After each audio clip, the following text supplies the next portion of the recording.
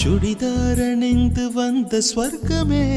என் மீது காதல் வந்தது